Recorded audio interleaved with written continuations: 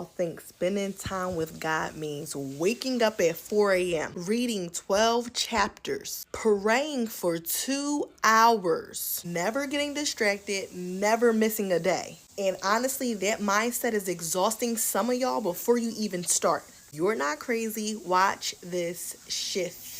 Because Jesus never said, visit me perfectly. He said, abide in me as I in you. As the branch cannot bear fruit by itself unless it abides in the vine, neither can you unless you abide in me. Apart from me, you can do nothing. That's John chapter 15, verses 4 through 5. Abide means remain, stay connected, walk with him consistently. And a lot of Christians are condemning themselves because they think spending time with God only counts if it looks spiritual. Meanwhile, you're a mom trying to read while your toddler is throwing crackers across the living room. You're sitting in the school pickup line stressed out, wondering if you even prayed today. Driving to work, replaying anxiety in your head instead of talking to God honestly.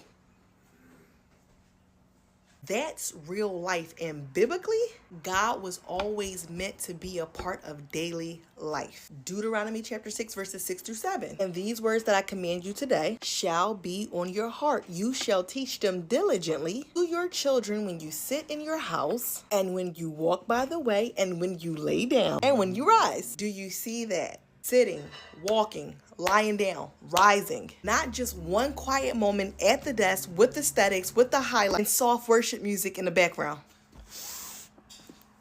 Some of y'all think if the Bible study doesn't look like a Christian Pinterest board, and it doesn't count. No. Spending time with God can look like praying while you're folding laundry, listening to scripture while you cooking, talking to God honestly in the car, meditating on one verse all day instead of rushing through 5 chapters that you won't remember tomorrow. Honestly, a mature believer eventually learns this. You stop trying to fit God into your day and start learning to walk with him through your day. You're struggling because you keep trying to perform for him instead of abide in him. Save this. Send this to somebody who feels overwhelmed with their walk.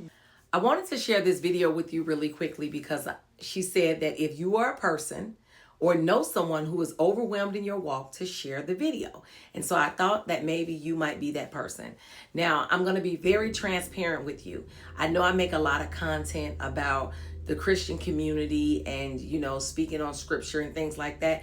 But I have too been someone who's been overwhelmed in my walk, to the point I even had anxiety because I wanted my schedule to look like I wanted it to look. I wanted to be up at 6 a.m. in the morning, spend some time with the Lord, make my child's lunch, then get my child up about 7 a.m.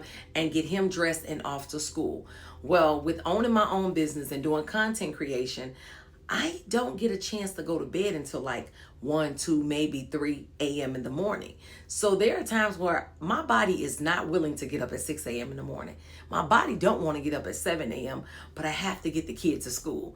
And so I started feeling very, very guilty because I felt like I was letting God down and myself down.